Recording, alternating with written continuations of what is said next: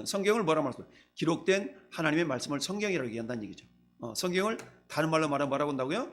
기록된 하나님의 말씀. 기록된 하나님의 말씀을 성경, 거룩한 책, 이게 성경이죠. 그러니까 기록된 하나님의 말씀에는 지금 신구약에 있는 다음과 같은 모든 책들이 포함됩니다. 그래서 구약은 몇 권? 39권. 39권을 우리 한번 읽어보겠습니다. 창세기, 출애굽기, 레위기, 민수기, 신명기, 여호수아, 사사기, 룻기, 사무엘, 상하, 열왕기, 상하, 역대기, 상하, 에스라, 니에미야, 에스더, 욥기, 시편, 잠언, 전도, 아가서, 이사야, 예레미야, 에가, 에스겔, 다니엘, 호세아, 요엘, 아모스, 오바댜, 요나, 미가, 나움, 하박국, 스바냐, 학개, 스가랴, 말라기. 자, 이것을 우리가 크게 보면 창세기, 출애굽기, 레위기, 민수기, 신명기, 여기를 모세오경이라고 얘기하죠. 모세오경. 그 다음부터는 이제 그 여호수아, 사사기, 룻기, 사무엘, 상하, 열왕기, 상하, 쭉 역대기, 상하, 어디까지 쭉 보면 에스더까지를 역사서라고 우리가 표현할 수가 있고요. 그 다음 욥기, 시편, 잠언, 전도, 아가, 이걸 이제 우리가 그 시편 또는 잠언 또는 뭐 교훈서 이렇게 표현하기도 하고요. 그 뒷부분을 우리가 이제 선지서라고 얘기하죠. 선지서에는 이사야, 예레미야, 그 다음에 에스겔, 다니엘까지를 보통 대선지서라고 얘기를 하고요. 뒷부분을 소선지서라고 얘기하고 하는데, 어쨌든 우리 구약 성경은 이처럼 39권으로 되어 있다라는 것을 우리가 알 수 있고, 그 다음에 신약 성경은 우리가 잘 알고 있는 것처럼 27권인데 마태오, 마가, 누가, 요한복음, 이 네 권을 우리가 사복음서다라고 얘기를 하고요. 그 다음에 사도행전은 역사서라고 표현합니다. 역사는 어떤 역사냐면 교회 역사를 기록하고 있죠. 이 사도행전의 내용들을 자세히 풀고 있는 성경이 결국 사도 바울에 의해서 기록한 로마서부터 히브리서까지 사도 바울에 의해서 기록된 사도행전을 한마디로 말하면 설명해 놓은 그런 성경이라고 우리가 볼 수가 있어요. 그래서 바울 서신이라고 표현하죠. 물론 히브리서는 그 저자가 명확하게 구분이 되어 있지 않기 때문에 저자가 누구냐라고 저자 미상이라고 되어 있지만, 많은 신학자들이 히브리서조차도 사도 바울의 저작으로 봅니다. 그래서 로마서부터 히브리서까지를 바울 서신이다라고 보통 이야기를 하죠. 그 다음에 야고보, 베드로, 전후서, 요한 1, 2, 3서, 그 다음에 요한계시록, 유다서는 예수님의 동생인 유다가 기록한 성경이고요. 이렇게 해서 요한계시록은 묵시서라고 얘기를 하고요. 자, 그래서 이 모든 성경은, 책들은 하나님의 무엇으로? 영감으로 말미암아 주어진 것으로 신앙과 생활의 법칙이 된다. 신앙과 생활의 법칙이 된다. 그러니까 신앙생활만 필요한 것이 아니라 우리가 나머지 평상시의 삶에도, 평상시의 생활이 있어서도 뭐가 된다? 법칙이 된다는 얘기죠. 물론 우리는 대한민국에 살기 때문에 대한민국의 법에 우리가 저촉이 되어지고 법의 다스림을 받아야 되지만, 그러나 우리는 어때? 두 가지 법에 우리가 적용을 해서 사는 거죠. 대한민국의 헌법에 적용도 되어져야 되지만, 우리는 하나님의 나라의 백성들이기 때문에 하나님의 법인 성경에 의해서도 우리가 살아가야 된다. 그러니까 어찌 보면 세상 사람들보다 그리스도인들이 어찌 보면 더 타이트한 어떤 그런 생활의 규범을 가지고 살아간다라고 우리가 볼 수가 있겠죠. 그래서 성경은 그야말로 우리의 신앙과 생활의 법칙이 된다라고 우리가 생각해 볼 수가 있습니다.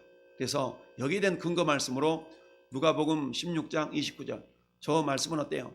나사로와 부자와 나사로의 비유에 있어서 부자는 죽어서 그야말로 음부에 갔고, 아브라함 품에, 나사로는 죽어서 아브라함 품에 안겨있는 이야기죠. 그래서 어때요? 부자가 그야말로 불꽃 가운데서, 음부에서 불꽃 가운데 고민하는 가운데 아브라함에게 부탁을 하잖아요. 내 저기에는 지금 내 형제 5이 있는데 이 고통받는 곳에 오지 않도록 가서 나사로 좀 보내가지고 이야기 좀 듣게 해달라고, 이것도 오지 않도록 그렇게 좀 얘기 좀 해달라고. 그러니까 아브라함이 하는 소리가 뭐라고 그래요? 아브라함이 이르되 그들에게 뭐가 있어요? 모세와 선지자들이 있으니 그들에게 들을지니라. 여기서 말하는 모세와 선지자들은 모세는 모세오경을 말하고요. 선지자들은 선지서를 말하는 겁니다. 그러니까 지금 구약 성경을 말씀하고 있다라고 볼 수 있죠. 그리고는 어때요? 또 31절에는 이르되 모세와 선지자들에게 듣지 아니하면 비록 죽은 자 가운데서 살아난 자가 있을지라도 권함을 받지 아니하리라 하셨다 하시니라.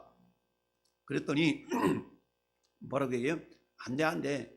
여기 산 사람이 현재로 갈 수도 없고 그럴 수도 없어 라고 하면서 야야야 이미 그들에게 모세와 선지자 있으니까 그들이 들으라. 아니 이 나서를 보내면 잘 들을 수 있을 것 같은데요.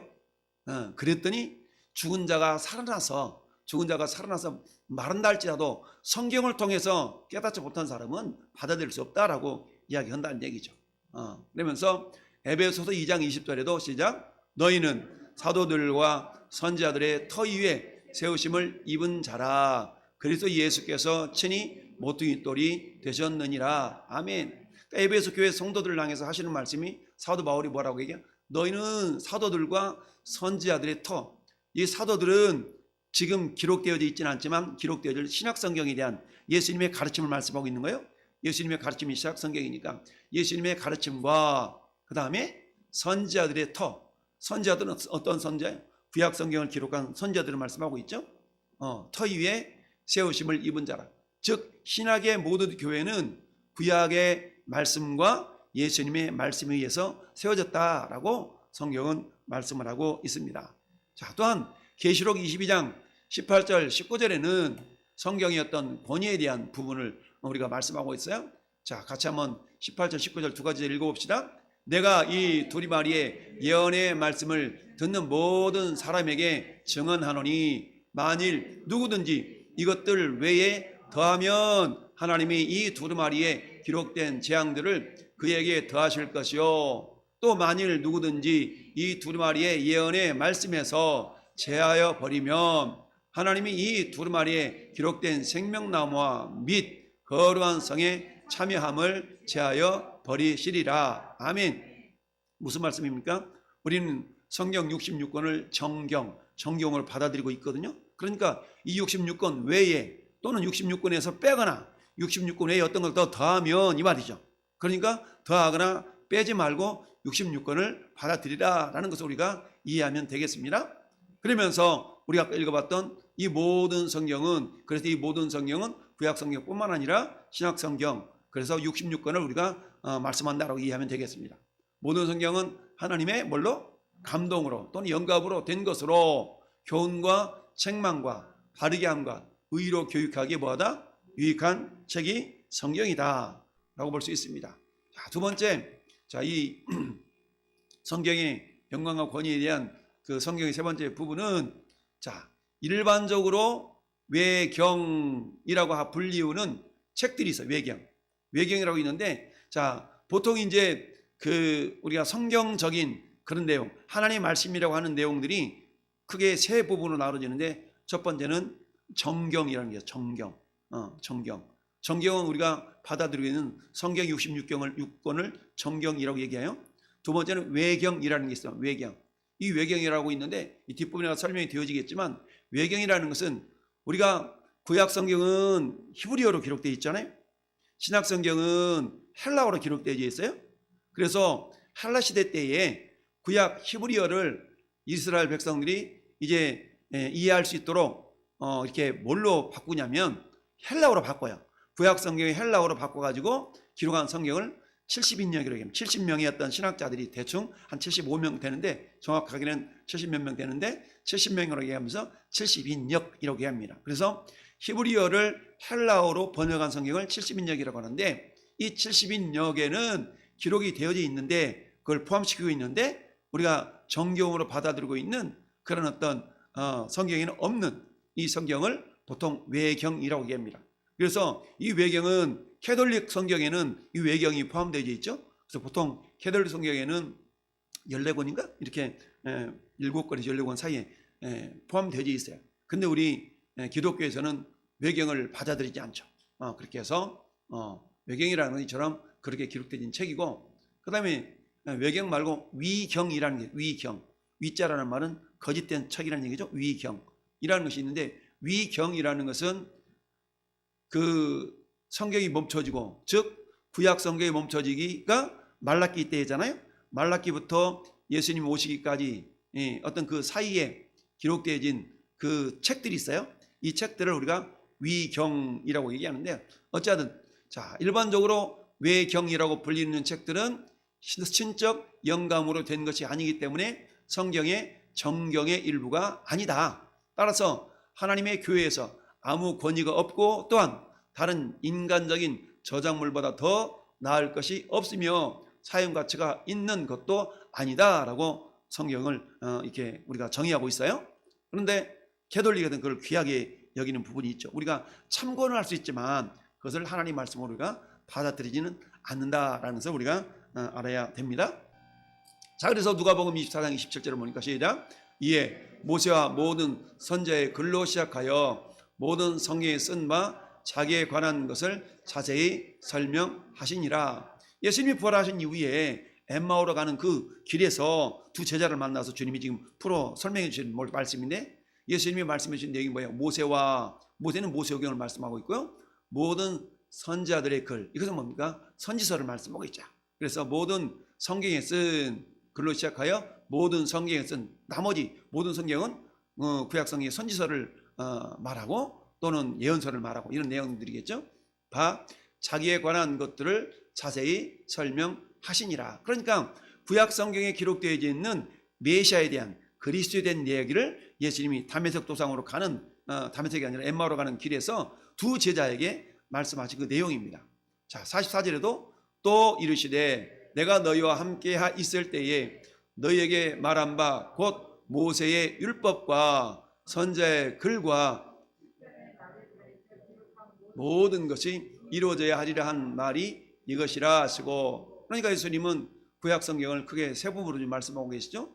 모세의 율법, 그 다음에 선지서, 그 다음에 시편, 이렇게 지금 말씀하고 있어요. 자, 로마서 3장 2절에도 범사에 많으니 우선은 그들이 하나님의 말씀을 맡았음이니라. 자, 유대인의 유익이 뭐냐니죠. 유대인들에게 하나님 주신 그 특권인데 그 특권은 말씀을 맡았다는 얘기입니다. 그런 말씀을 맡았으면 어때요? 그 말씀을 제대로 지키고 전수하는 그 역할을 유대인들이 해야 된다라는 그런 말씀이고요. 베드로서 1장 21절은 예언은 성경을 말하는 거예요. 예언은 언제든지 사람의 뜻으로 낸 것이 아니요 오직 성령의 감동하심을 받은 사람들이 하나님께 받아 말한 것임이니라. 아멘. 그러니까 성령의 감동으로 사람에 의해서 기록된 책이다. 이게 성경이라는 얘기죠. 이렇게.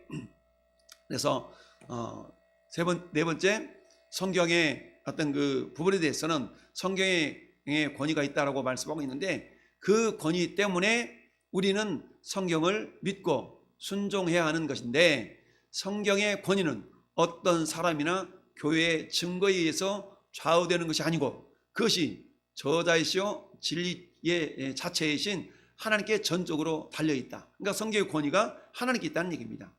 그러므로 우리가 성경의 권위를 받아들여야 하는 것은 그것이 하나님의 말씀이기 때문이다. 그러니까 성경의 권위를 우리가 받아들여야 하는 것은 사람의 말이 아니라 하나님의 말씀이기 때문에 그 권위를 받아들여야 된다라는 얘기죠. 그래서 베드로서 1장 19절 다시 같이 읽습니다.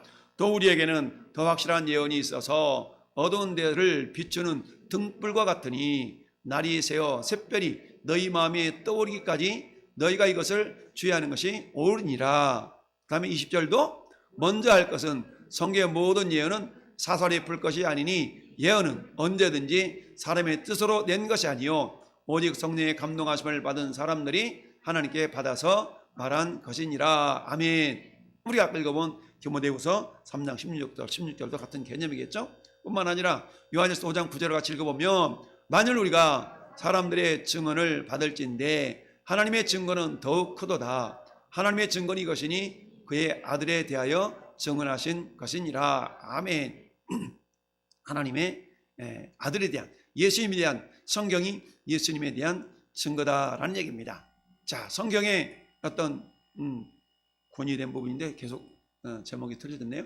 자, 성경 5번째로 보면 우리는 교회의 증거에 의하여 감동과 권유를 받아 성경을 아주 고상하고 존귀하게 여기는 데까지 이를 수가 있다. 이게 이제 디모데전서 3장 15절의 말씀인데, 디모데전서 3장 15절의 말씀을 보면 같이 읽습니다. 시작. 만일 내가 지체하면 너로 하여금 하나님의 집에서 어떻게 행하여야 할지를 알게 하려 함이니 이 집은 살아계신 하나님의 교회요 진리의 기둥과 터니라. 아멘. 사도 바울이 아들 같은 디모데에게 어떻게 목회를 할 것인가를 설명해 주면서, 자, 교회가 뭔지 아냐? 교회는 살아계신 하나님의 교회는 진리의 기둥과 터다. 근데 이 진리의 기둥과 터, 진리라는 것이 기본적으로 터를 잡고 있어야만이 그게 교회가 된다라는 얘기죠. 이것을 근거로 하면서 그리고 성경 자체가 가지고 있는 내용의 신령함 또는 교훈의 교험, 문제의 웅장함, 모든 부분의 내용상의 일치성, 내용 전체의 목표. 그래서 이 목표는 뭐예요? 하나님께 모든 영광을 돌려드리는 것. 즉 성경 모든 것을 통해 결국 뭐야? 하나님의 영광을 돌려드리는 것이죠. 그러면서 인간의 구원을 위한 유일한 길을 밝혀주는 충분한 내용이 전개되어 있다. 이외에도 많은 비교할 수 없는 좋은 점들이 있고, 그리고 성경의 전체적인 완전성 등은 성경이 하나님의 말씀이라는 것을 충분하게 입증해주는 그런 논중물이다라고 우리가 받아들일 수가 있어요. 이게 지금 웨스트민스터 신앙 고백서의 내용인 거예요. 그 다음에 그렇지만 그럼에도 불구하고 성경이 무모한 진리요 신적 권위를 가지고 있다는 것을 우리가 충분하게 납득하고 확신하게 되는 것은 우리의 심령 속에서 말씀에 의하여 말씀을 가지고 증거하는 뭐의 사역? 성령의 내적 사역에 의해서이다. 아멘. 그러니까 이 권위를 우리가 인정할 수밖에 없는 것은 뭐냐면 우리 안에 성령께서 친히 뭐하고 있어요? 성령께서 친히 우리에게 증거하고 계시기 때문이다. 그러니까 성령이 아니면 믿음이 생길 수가 없잖아요. 그러니까 성령에 의해서 우리가 성경을 하나님의 말씀으로 받아들일 수 있도록 성령 우리 안에서 역사해주고 계신다라는 얘기입니다. 자, 그래서 요한일서 2장 20절 시작. 너희는 거룩하신 자에게서 기름 부음을 받고 모든 것을 아느니라. 이 기름 부음을 받았다는 얘기는 성령이 우리 안에 계신다는 얘기입니다. 요한일서 2장 27절도 너희는 주께 받은 바 기름 부음이 너희 안에 거하시나니 아무도 너희를 가르칠 필요가 없고 오직 그의 기름 부음이 모든 것을 너희에게 가르치며 또 참되고 거짓이 없으니 너희를 가르치신 그대로 주 안에 거하라. 아멘. 자, 우리가 성령이 충만하면 성령께서 우리에게 제대로 깨닫고 제대로 신앙생활하고 제대로 살아갈 수 있도록 성령 인도하신다는 얘기입니다. 그러니까 어때요? 우리는 성령 충만함을 사모하고 기도할 수 있어야 된다. 그래서 성령의 기름 부으심이, 즉 성령의 충만함이 우리 가운데 있을 때에 성령님이 우리가 살아갈 수 있는 모든 근거들을 말씀을 통해서 깨닫게 해주신다라는 얘기입니다. 자, 그 다음에 요한복음 16장 13절에도 예수님이 이렇게 말씀하시죠. 시작. 그러나 진리의 성령이 오시면 그가 너희를 모든 진리 가운데로 인도하시리니 그가 스스로 말하지 않고 오직 들은 것을 말하며 장래일을 너희에게 알리시리라. 아멘. 뿐만 아니라 성령님 또 뭐 하세요? 내 영광을 나타낸다. 할렐루야. 성령님이 하시는 일이 영광을 나타내시는 겁니다. 고린도전서 2장 10절 말씀도 오직 하나님이 성령으로 이것을 우리에게 보이셨나니 성령은 모든 것 곧 하나님의 깊은 것까지도 통달하시느니라. 그러니까 성령님이 우리 마음속에서 하나님의 깊은 것들을 어떻게 깨닫도록 역사하신다는 얘기죠. 그러니까 성령이 아니면 깨달을 수 없는 겁니다. 성령이 아니면 세상 사람들이 아무리 성경을 읽어도 성령이 역사하지 않으면 그저 세상 지식적인 책에 불과하다는 얘기입니다. 그러나 하나님을 믿는 예수 그리스도를 믿는 저와 여러분들 심령 속에는 성령이 와 계시기 때문에 우리가 세상 책을 대하는 것과 성경을 대하는 것과는 전혀 다르다는 얘기입니다. 역사심이 다르다라는 것을 우리가 알 수가 있습니다. 자, 고린도전서 2장 11절도 사람의 일을 사람의 속에 있는 영 외에 누가 알리요? 이와 같이 하나님의 일도 하나님의 영 외에는 아무도 알지 못하느니라. 아멘. 그런데 우리는 세상의 영을 받지 않고 뭘 받았어요? 하나님께로부터 온 성령을 받았다. 할렐루야. 그런 게 이제 어때? 하나님 이걸 은혜로 주셨구나라는 걸 깨닫도록 하시는 겁니다. 여러분, 세상 사람들이 야, 이거 하나님 은혜네 깨닫는 사람이 없죠. 그러나 성령이 임재해 있는 저와 여러분들만이 이건 하나님 은혜구나라고 하나님 은혜를 깨달을 수 있는 겁니다. 할렐루야.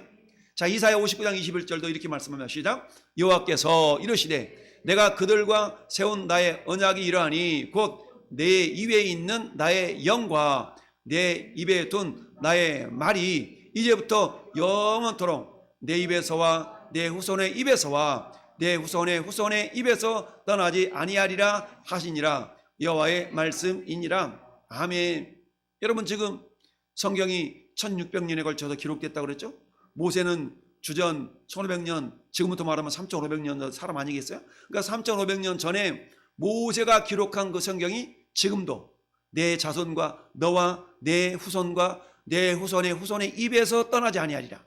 오늘 이 시대를 살아가고 있는 모세 이후에 3500년 뒤에 살아가고 있는 저와 여러분들의 입술에서 그 말씀이 떠나지 않고 있는 이유는 왜 그런다고요? 우리에게 뭐가 계시니까? 성령이 계시니까. 할렐루야. 우리 안에 성령님이 계시니까 우리 입술을 통하여서 그 성경을 고백하며 살아갈 수가 있게 되었다라는 얘기입니다. 자, 그렇다면 오늘 같이 읽어본 이 내용을 우리 요약하면 크게 세 가지를 생각해 볼 수 있습니다. 첫 번째, 시작.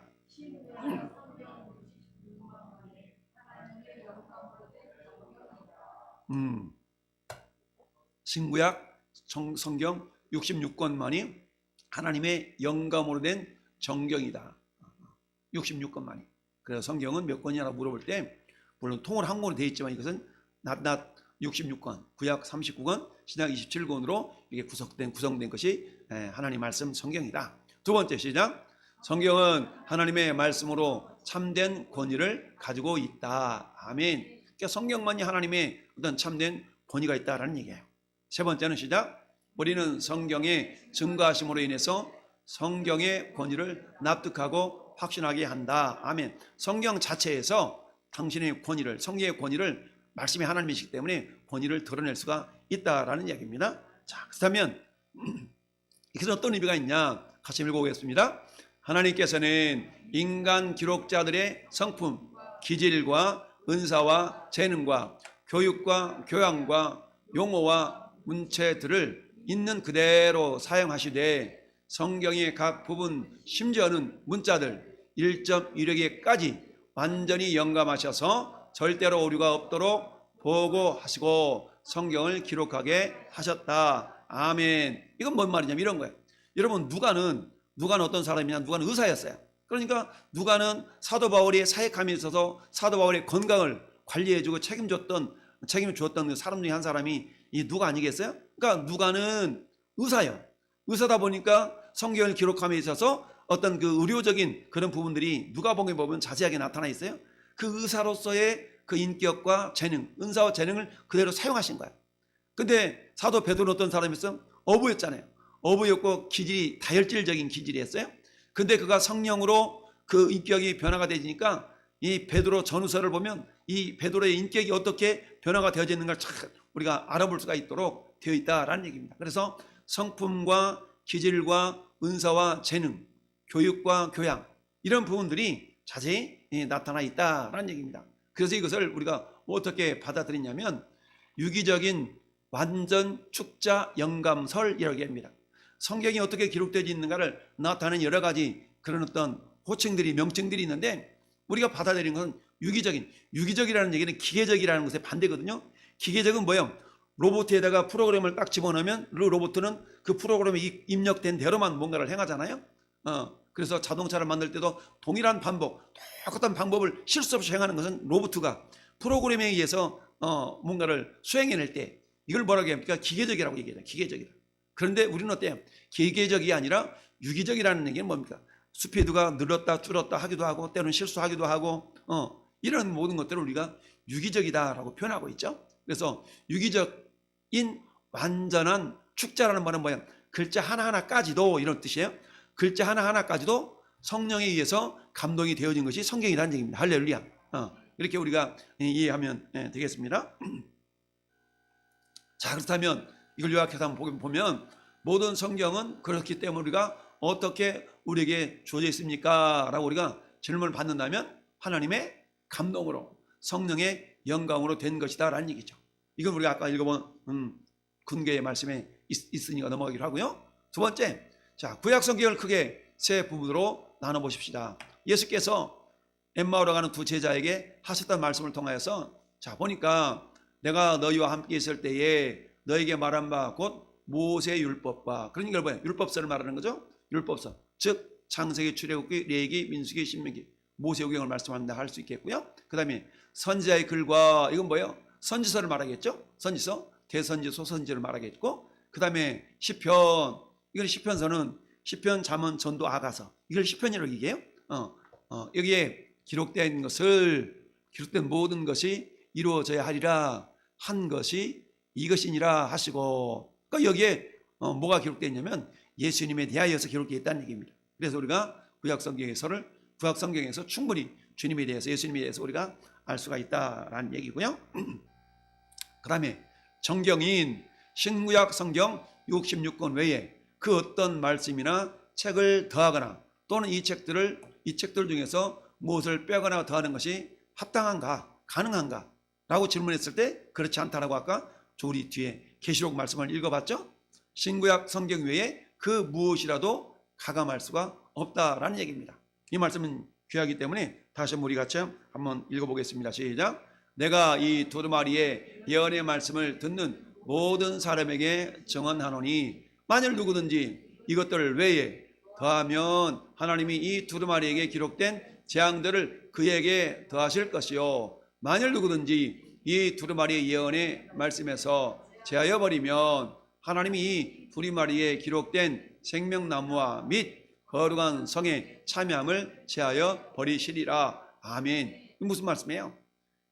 구원받지 못한다는 얘기죠. 그만큼 성경의 어떤 영적인 권위가 중요하다는 것이고, 이 성경을 정경으로 받아들이기까지는 굉장히 많은 이단들과 그야말로 외경, 위경 이런 것들이 어떤 것들을 정경으로 받아들이기까지는 엄청난 하나님의 어떤 역사하심이 있었거든요.